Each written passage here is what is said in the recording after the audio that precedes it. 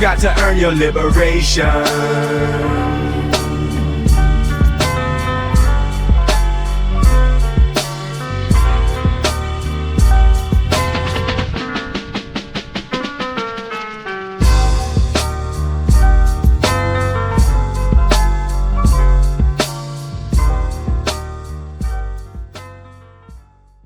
I mix what I like, what I like. I mix what I like is exactly where you want and need to be. I mix what I like, organic, vegan, soul food from your media diet. Live healthy. Live healthy.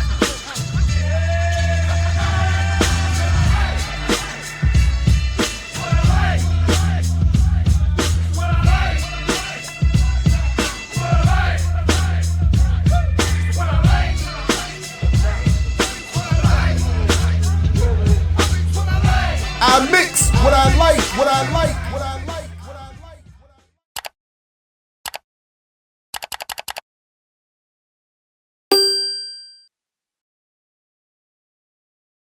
Skipp Coon and Mr. Nick, sophomore slump. The track is called James, and he'll be joining us a little later in the program. Skipp Coon, who, as I continue to tell people, if I'm pressed to answer right now, who is in my top 5, top 3, and maybe my top 1 MCs, it's him. Skipp Coon and Mr. Nick. The album again is Sophomore Slump. The track is James. We got enough JJs. Who's going to be a James?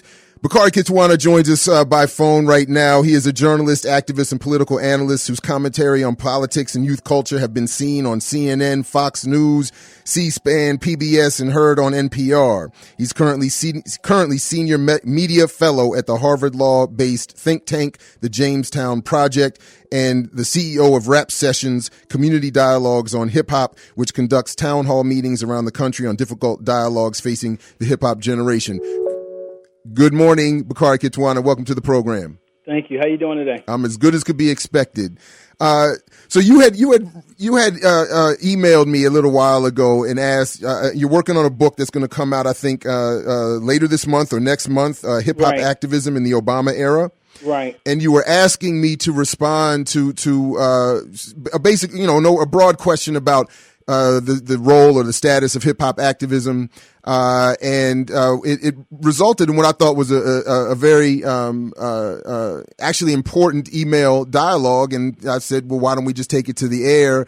You agreed, and here we are. So if you would maybe outline what it is you're working on with this hip hop activism in the Obama era book that you're working on, and what you meant by your question, and then we can go from there. Okay. In terms of the book is really an outgrowth of previous work that I've done around hip-hop and activism. And what the book ultimately does is it's a book of 10 interviews with folks who I feel were instrumental in moving the conversation of hip-hop and activism as it could affect electoral politics from the local level to a national level. And so that's what the book is primarily. The section of the book where I'm writing, basically kind of introducing the idea and the discussion, is what I was interviewing you about and how we got into that conversation. I think at the time I was asking you about the effect that the latest economic downturn had on the type of activism that we were seeing. I think I used the term hip-hop activism. I think I said, how has the economic downturn affected hip-hop activists and organizing? And so that was kind of how we started getting into that kind of back-and-forth conversation around what is hip-hop activism, and is it a relevant term? Now, we should let folks know that you wrote a seminal book in 2002, The Hip Hop Generation, and according to Wikipedia, you and Harry Allen are given credit for the phrase hip hop activist. Before we move on, how do you define the phrase hip hop activist? What do you mean when you say hip hop activist or hip hop activism? Right. I think that, the terminology, I believe the term that Harry Allen used was raptivist. He may have used the term hip-hop activism, but I don't recall that. So I don't know if that's revisionist history or something that I missed. It's Wikipedia, man. You know, so yeah, you take it for what it is. You know, maybe Harry Allen did use that term. The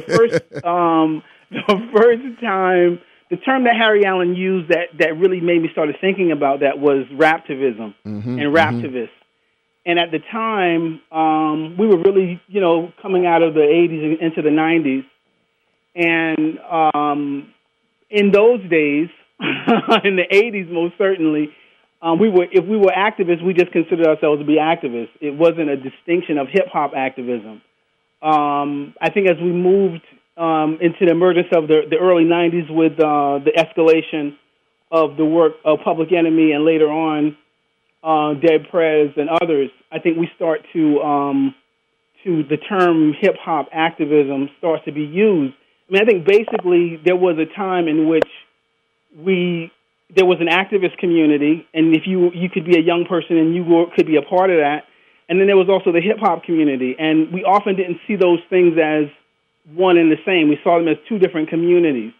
I think that when Harry Allen started using the term raptivist, he was specifically talking about Sister Souljah first, but I think it was a term that made sense because we were moving into an era where you could be both an activist and in the hip-hop community simultaneously. That wasn't seen as an oddity anymore. So I think that's really where the term begins for me. In my work, the hip-hop generation, I think it's very important. What I try to do in the book is to talk about hip-hop as a generational thrust more so than as a music. One of the criticisms of the book that I got was I didn't talk a lot about the music, the artists, the lyrics, because that's not what it was for me. And that's not what hip-hop has ever been for me. I think that hip-hop is a generational thrust. And when I use the term hip-hop activism, I'm talking about the activism that is specific to a generation of people who came of age after the civil rights and the Black Power movements. And this generation was influenced by very specific social and political forces, particularly the globalization of the economy, the escalation of incarceration, the way in which policing shifted into a paramilitary policing style, the way in which for our parents' generation living wage jobs existed if people had a job, and that began to be eliminated in our time, the ways in which education shifted, whereas the public school system was no longer working in the way it had worked for previous generations. So for me, hip-hop activism is a generation of young people responding to those very specific social and political forces in a unique way in which comes out of the way in which they were shaped by those forces, if that makes sense. Yeah, it does. And again, we're talking to Bakari Kitwana here on the Super Funky Soul Power Hour on WPFW 89.3 FM. I'm Jared Ball. And for more information on this program and more, you can check us out online at iMixWhatILike.org. And Bakari can be found at bakarikitwana.com. So my initial response, and I was trying to pull up, Troy Nkrumah had chimed in on Facebook with something that I thought. I saw that. Yeah. And he and I, and he and I see this very similarly. And so in sort of, despite the way you've outlined the initial, direction you were going in with the hip hop generation and maybe even in how you're defining the activism that this generation has, confronted, both of us feel that at this point, the phrase has lost some of that important context and meaning and has been reduced to a nonprofit liberal Democratic Party supporting soft siphoning off of potential radicalism and threatening elements within the community.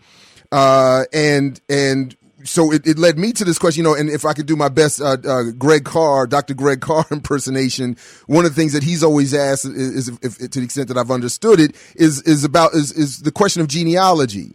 So what is the genealogy of this hip hop activist community? Is something that was sort of, coming to my mind when I was trying to respond to your question. In other words, what is the cultural and political identity and lineage and genealogy of this generation and of this activist community? Where is the battle over hip hop? Was another question that I wanted to try to fold into all of that. That is, who is defining hip hop, and by extension, what is the definition of this thing called hip hop activism? What are the politics of this thing called hip hop activism? As I asked you, is it going to be, where's the ideological struggle within this hip hop activist community? Sort of a big umbrella that largely has been used, I think, more recently and more clearly as, again, a tool of this, of the left liberal agenda, supporting Democratic Party politics, whether, that and, as Hillary Clinton was talking about this past summer, is being used by the State Department to promote the United States to the world. You had the Washington Post doing a story the other day about DJs for Obama.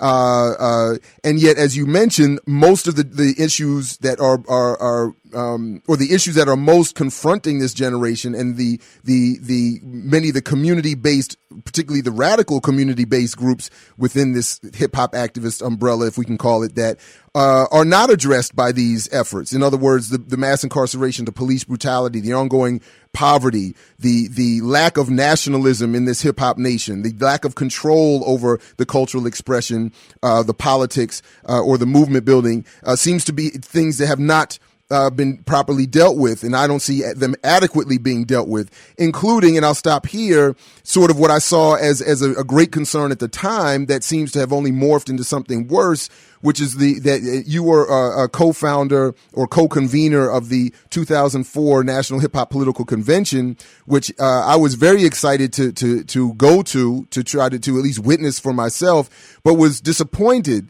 when, in particular, Amiri Baraka used his time from the podium to basically tell us we have to vote for John Kerry. And I was just wondering, where is the progressive element in this hip-hop activist community? That was what I was thinking then. Where is our drive towards alternative political party development or more radical critiques of even the Democratic Party or our participation in voting at all?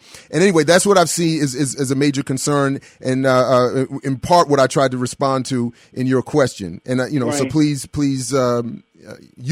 respond now too. If you Okay. Well, you said a lot of things. Yeah, that's true. That's true. I'll try to address some of them. I think one of the things that you're talking about that concerns me, and I think this is where we really kind of bumped heads and kind of went back and forth a little bit, was this the way in which your definition and your narrowing of the definition of hip hop activism to specifically people who are being funded by foundations and people who are involved in drumming up support for the Democrats. I mean, first of all, I don't agree that most grassroots activist organizations are doing that work. And I think that there are many people who use the term hip-hop activists to describe themselves that aren't even engaged in electoral politics at that level at all. I think that there are some people who do that. I think that the way in which you easily identify those people who just are about that is that you only see them every 4 years. But I think because that's when the funding comes out. But I think that there are other people that I encounter and work with around the country that are doing very, very, very important work, that are in the trenches, that are working in their communities, that are building organizations in their communities. And, I think that we do them a disservice to lump them in with that. I'm talking about people like Y King Allah out in Seattle with the Umoja Fest Peace Center, folks in Milwaukee, who are doing important work. Sarah Dahlhaus comes to mind. Jerika Blackman out in Oakland and San Francisco. The work that Boots Riley is doing out in Oakland with Oakland Occupies. Malik Rasan with the Hip Hop Occupy the Hood group, and so many other people. Martha Diaz, the work she's doing with the Hip Hop Association, and trying to help those hip hop artists who are teaching in after-school programs to get accreditation for their work, and so many others. Albert Sykes with the Young People's Project down in New Orleans, and many of these people we work with through rap sessions and work with through when we were forming the National Hip Hop Political Convention. So I mean, J.R. Fleming out in Chicago doing the work around the anti-eviction campaign and public housing as a human right. So many of these people consider themselves to be hip hop activists. So I think that the tent is much broder. No question, and I fully agree that the tent is broader. I mean, what I'm arguing, at least, and I think what and I can't seem to get to it.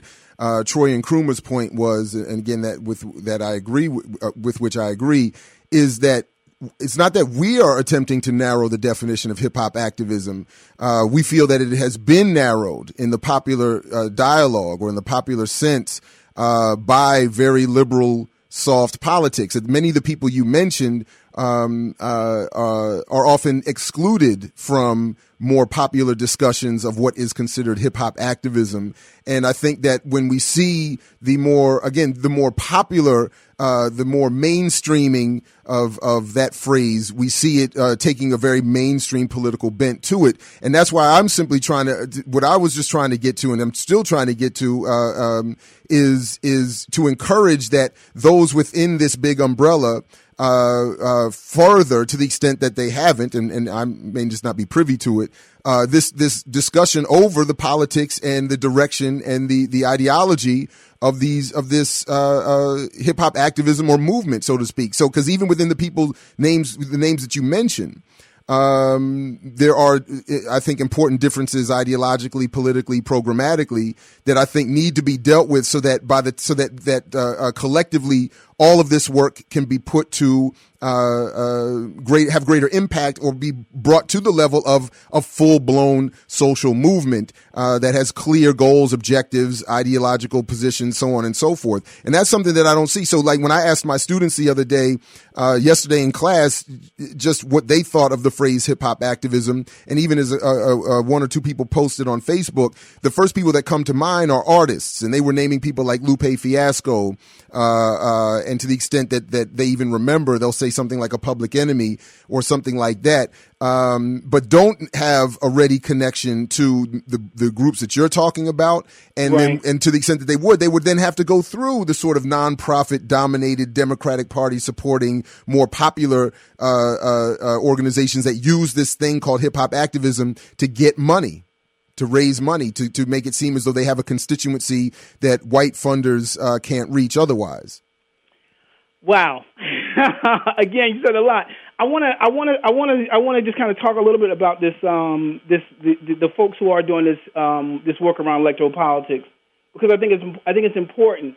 And the preface to that, I think that a lot of what we're not seeing and not hearing is the failure thus far to really nationalize our movement. I think much of our movement has been local. I think that the hip-hop activists engaging electoral politics aspect is one of the few places that we've nationalized some aspects of a hip-hop political activism. So it's one of the few places that you can identify national organizations. You have some arts groups like the Hip Hop Association, and you have Hip Hop Congress, another arts group, but again, not as visible and vocal. So that could be one of the reasons why I think that it may seem that this electoral politics thrust is kind of out front, but I don't necessarily agree that it is. I think that it's coming out every 4 years. I think that there are people who are engaged in this movement, though, around electoral politics, who are trying to use the tools at our disposal, so to speak, to bring about substantive change. I don't think that many of those people who do that work see the Democratic Party as it is, or even American politics as it is, as where they're landing finally. I think they see it as a step on the road, on the journey down the road to another place. And I don't really think we're going to really see the full impact of that until 15, 20 years up the road. I think that the work that I've placed most of my attention recently, has been in, having these public forums and dialogues. In many ways, a counter to the mainstream narrative about who we are and where we're going. And I think we need those conversations, and I think we have a responsibility to the generation of young people coming after us to engage them, because otherwise what you get is what you said, one of your students said, which is hip-hop activism is X, Y, and Z, which is not what I agree with, and I don't think it's what you agree with either. That's Bakari Kitwana joining us this morning on the Super Funky Soul Power Hour. This is WPFW 89.3 FM. We're going to take a quick break, and then we're going to bring in a couple of your calls, and we got at least one more guest we want to bring in to join the discussion, and we'll get to him in just a moment. So don't go anywhere. Much more coming up right here on the Super Funky Soul Power Hour, WPFW 89.3 FM. Back in a minute, peace. Invincible right here on the Super Funky Soul Power Hour, right here on WPFW 89.3 FM. Before that, we heard Head Rock. From something new that's on its way out, Black Rockstar Superhero Music. The name of the track is That Is Not Hip Hop. And then he added a third verse. He posted on Facebook on my page there. We didn't get a chance to get to it in verse, musically, but it says everybody and they mama now got a nonprofit dissecting hip hop. You jokers need to stop it. This might defy your logic, but culture as a topic of interest by cultureless helps the beast co-opt it. I'm tired of panel discussions lacking OGs, fronting on indigenous cats, importing phonies. Instead of supporting cats that built the scene, academics post up center like they in the paint. Yao Ming. And I didn't do it justice. I'm not an MC, but I love that line. Yao Ming. I mean, it's perfect. It's brilliant. That's Head Rock, the mayor of DC hip hop, right here again on the Super Funky Soul Power Hour. I'm Jared Ball, and joining us by phone is Bakari Kitwana, author of, among several other books, The Hip Hop Generation, and he runs rap sessions out of the Jamestown Project at Harvard Law think tank. Welcome back to the program, Bakari Kitwana. Thank you. Let's go ahead and, you know what, I'm going to just take a shot here and jump on the phone lines real quick. Caller, welcome to the program. You're on the air. Did you have a comment or question for this discussion? Comment. Good morning. Welcome. Go ahead and make it. Okay, my name is Chris. Art obviously is always important to mobilize people's emotions and so on and so forth, but you have to make a distinction between art in politics and actual politics. Politics itself is really boring and takes a lot of study and training to actually get things done in a legal political sphere. So you have to make a distinction when you're talking about art and politics. That's my comment. All right, thank you very much. Bakari Kitwana, do you have a response to that? I have no dispute with that. Right. No question. I agree. I mean, I think that the painstaking work of politics is a lot of things that is something that a lot of people don't have the temperament for, and so I think it's one of the dilemmas that we're really faced with. I remember a couple of weeks ago we did a panel in Philly that Lupe Fiasco came to, and one of the things he said was is that young people need change right now. They can't wait for 4 years. And he was saying this in response to his conversation with D.L. Hughley.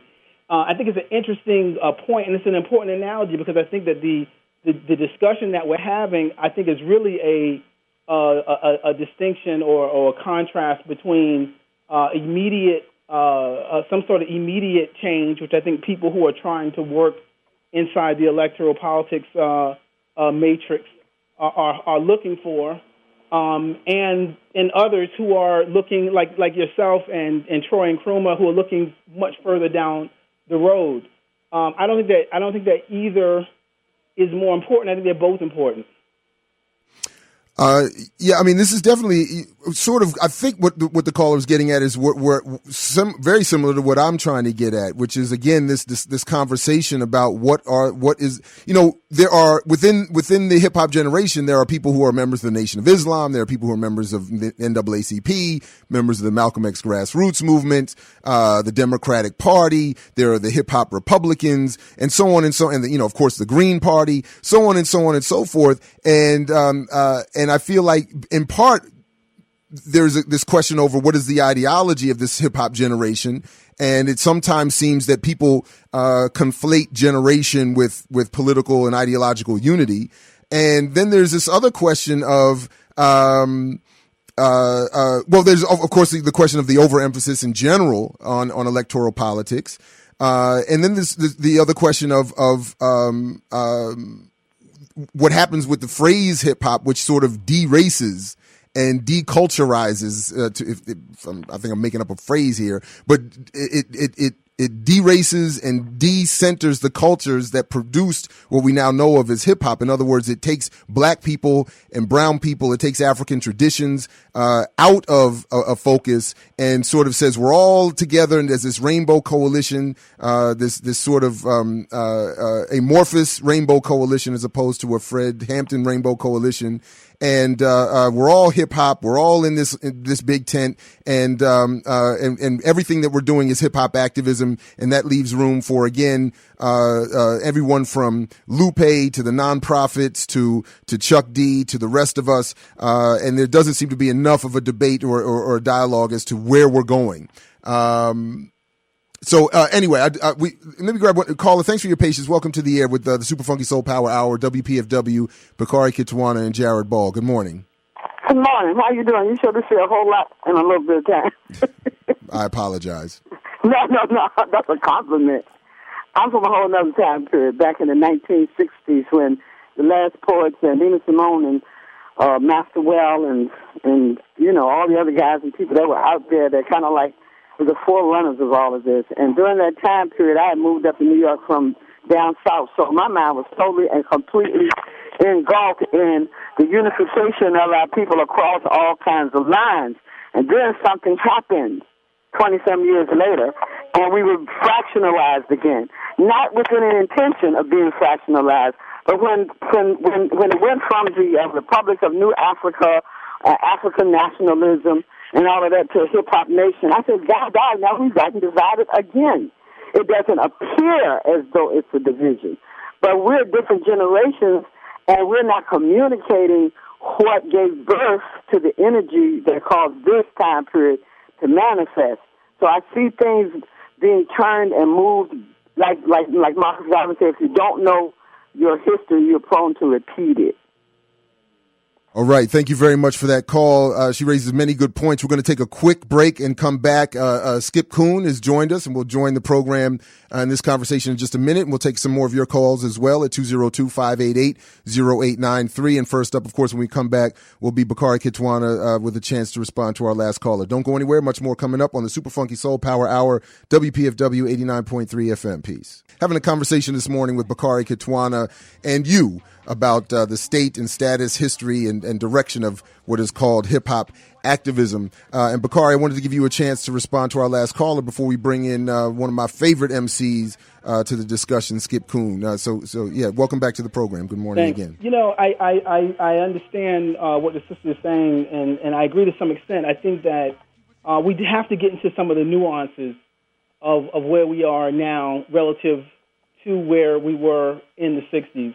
America is no longer a country that's simply in black and white. I think the integrationist period has definitely also had an impact, and I think we definitely, coming through the COINTELPRO era, definitely lost more than we all are willing to admit or even talk about, that affects the type of activism that we see in the so-called hip-hop generation.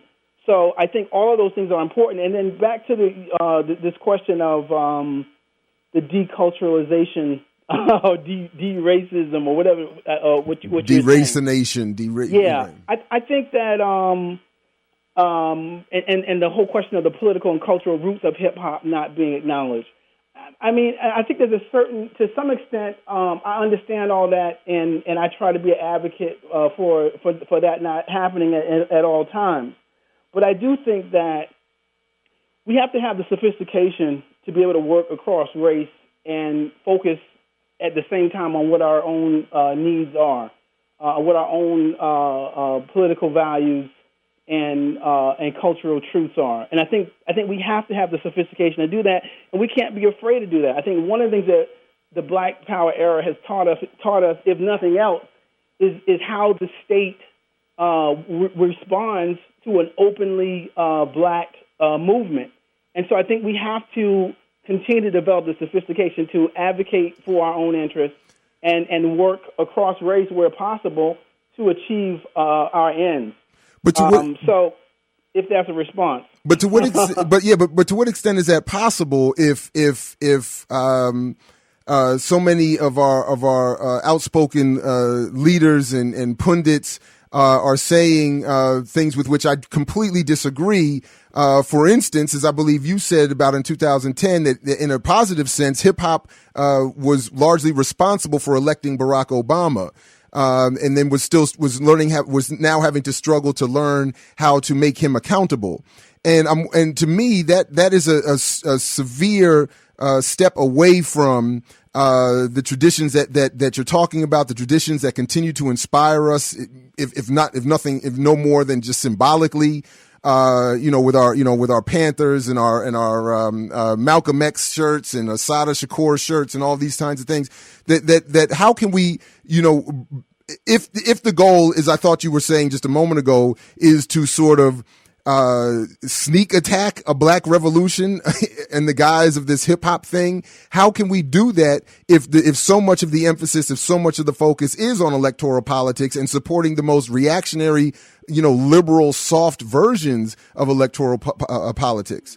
Right. Well, this is the thing. I mean, Malcolm X, advocated voting and the importance of electoral politics later on in his life. So did the Panthers. Actually ran folks for office. So, I mean, that's different than wait a minute. In terms of the Obama and the impact of young people and getting him elected, I don't think that we should minimize that. It demonstrates that young people and young blacks, 18 to 24, and in terms of percentages and representation and proportion in the country, were more likely to vote than anyone else. I think that it demonstrates a degree of of political power that people try to continue to suggest that we don't have. So I don't think that we should minimize that as an important variable. But the way Bakari, I'm sorry to interrupt. But the way you're describing the vote, and this was something that we struggled with Manning Marable's book on Malcolm X. The way he was describing Malcolm's use of the vote. That was not what Malcolm was saying. Malcolm and the OAU were very clear at the end of his life that the vote was to be used to elect people and who would support the black community and other oppressed communities, and to create an independent voting bloc, as he said, not to have people run off to support a Democrat who does all that Obama does. To get there in the meantime, but similarly, just instantaneously happen. But how do you get there? Okay, but how are people prepared to be there if they don't engage in the process? Exactly. Well, you could go through political education, which is what the Panthers were doing, which is why the candidates they ran in their version of electoral politics was wildly different than what I'm seeing happen now, where we're being encouraged en masse to go and vote for a Democrat without any real critical thought or question. So my point is the political education that must be developed within this hip hop community, or this hip hop nation, as some call it, must be highly radicalized, because you can't get to where Malcolm and the Panthers were by voting for the Democratic Party, certainly without the levels of criticism that we are not developing to do that. Right, and I don't disagree with you. I think that we are in a process. Okay. And I think that's where we are. I think we just got to be honest about where we are. No, and my concern is that the process some people aren't ready to go there. We got to get them there. Some people are just interested strictly in hip hop. A couple of days ago, we had people out doing some voter work here in Ohio who I knew in Cleveland, and they're out trying to get people to register to vote by giving them tickets to a hip hop concert. No, but and people and so that was the way in which they could start a conversation about what is the political. But I think we've seen over the last 4 years, Bakari, hold on. We've seen over the last 4 years that electing Obama did not start a conversation that radicalized the hip hop community. So I can't agree with that at all. But let me, Skipp Coon, please accept my apology for making you wait this long. Welcome to the program. I do definitely want to hear from you on this question, and I appreciate you joining us. Skipp Coon from Mississippi, Jackson, Mississippi. Good morning. Hey, Freedom Brothers, how y'all doing, man? I'm very happy to be here. All right, welcome to you. And I understand you've been listening online a little bit through the phone over these last few minutes. Yeah, I want to give you a chance to join in. I've actually listened to the bulk of the show. There's one thing that I think, and I hate to be political, right? But both of you are exactly right. Like, we have to vote for people in the meantime to help us get there. The problem that exists in so many of our communities is that largely people come out not just every 4 years, but they're very scattered. You see us, we were mobilizing political education, focus ready, and then Trayvon Martin is assassinated by George Zimmerman. We have to stop doing all of that work to put on hoodies and go to Florida and march. Our movement is far too fractured because we don't have one overall end in mind. Now, I tend to agree with you, Jared, that we have to radicalize local politics. And the way that we do that is by growing people. A large part of our issue in most instances, from my vantage point, is that, in a conversation that you and I have had privately, you live, you're in Morgan, right? So you live in the Baltimore area. Right. Bakari is in Ohio. I'm in Jackson. Boots is in Oakland. All of my other buddies are like all over the world. And the issue is, until we can come together in one spot and build a model that the rest of our communities can look at, point to, and then we can go out and teach them, we're talking about very abstract things. We're talking about freedom. We're talking about liberty. We're talking about justice. And those are things that are very difficult to conceptualize. On the other hand, you have other people talking about jobs and income. And those are things that people can readily access and understand and comprehend. We have to get to a point where we can create a model that when we talk about justice, they can say, oh, like they do in Freedom Land. When we talk about freedom, they can say, oh, you mean like how they do it in Freedom Land. So people become more and more familiar with the practical application of these concepts. And until we are able to do that, we will never radicalize politics. You have people that are very excited and very engaged around vice presidential debates and presidential debates. And I was talking to some college students yesterday, and they were asking me, was I going to watch the debate? And I told them no, because there's not enough difference between the candidates for me to have an opinion. We don't really understand that collectively. The things that Obama has done to the hip-hop generation are not very well documented. The copyright witch hunts that have been going on, the way he allowed Media Fire to be shut down, Pirate Bay issues, all of these other things that are happening, PIPA and SOPA, and all of these other internet access issues, which are very important to a very young population. Our way of sharing information, that is being constricted under Obama, and I've heard very little of the left criticizing that.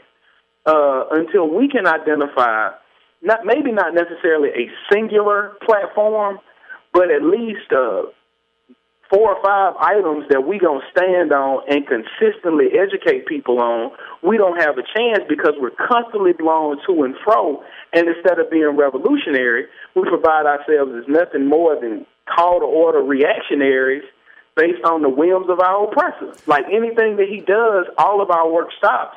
And then we have to address this particular issue. No long-term movement can be built that way. That's Skipp Coon joining us by phone from Jackson, Mississippi. This is the Super Funky Soul Power Hour. More importantly, this is WPFW 89.3 FM, Liberated Masses Media, broadcasting live from Washington, D.C. Caller, thanks for your patience. Welcome to the air with your comment. Please go ahead. Yes, good morning. Thanks for taking my call very quickly, and I will write you offline. But the fact that you say, you're co-opting of ideals and principles and liberal Democratic Party, we got to do both, people. You go and you vote. This is the first time in my lifetime, and I never thought I'd see an African-American president. And if we don't get out there en masse, we may never see it again in our lifetime. You vote for your Democrats, and you support your Greens. You support your Liberals. Write your check to the party of your preference, and you vote and you take ownership with the president that's here now. He's being treated unfairly. And if we want to understand hip-hop and our generation and radicalizing and politicizing and awakening, then you've got to own it. You can't sit on the outside, criticize it, expect support for it, and eschew support for it, and then want it to work for you. You have to be a part of the system, and you work with it, and you work from it, from within. Don't sit on the outside and just bang it and all the time knock it down. It's crazy. The idea, thank you very much for the call. The idea that voting is being inside and participating on an equal or powerful basis is, to me, is just, I couldn't disagree with that more. And if all we're going to get out of a black president is an Obama, I hope he is the last black president.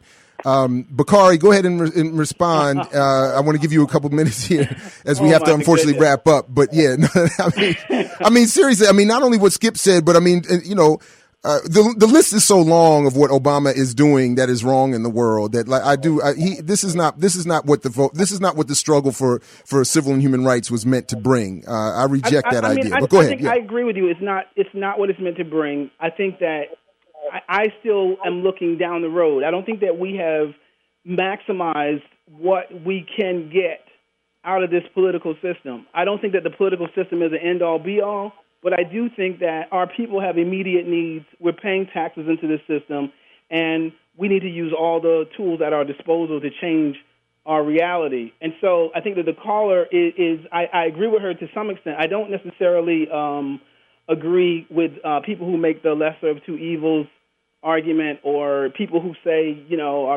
people died so we could vote. I mean, I think that that's true, but I think many people who are saying those things are mostly sloganeering and not really looking very intricately and carefully at the history, because I think if they were, they'd be ready to do more than just vote as a solution. Skipp, you want to add a last comment before we unfortunately have to end the program? Did we lose him?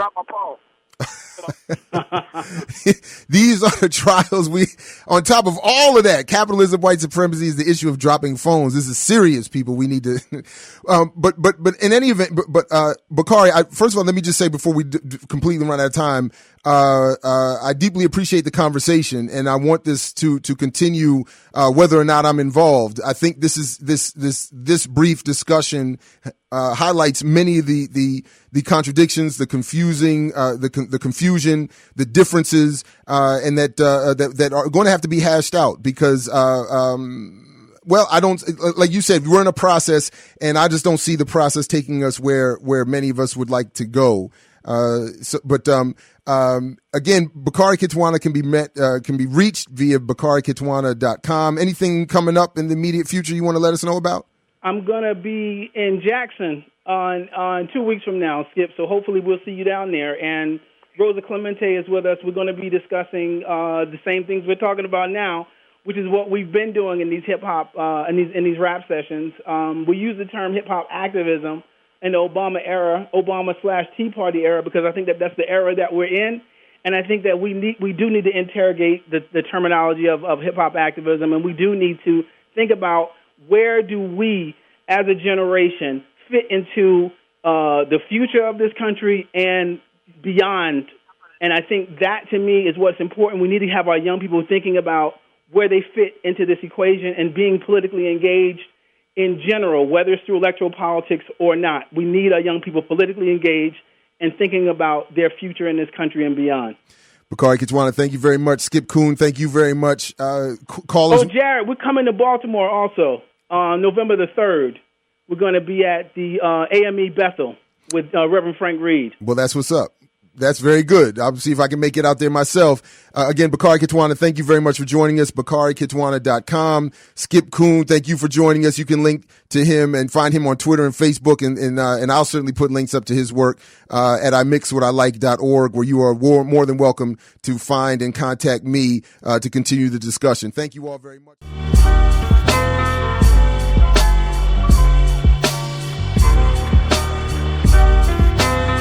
You've got to earn your liberation.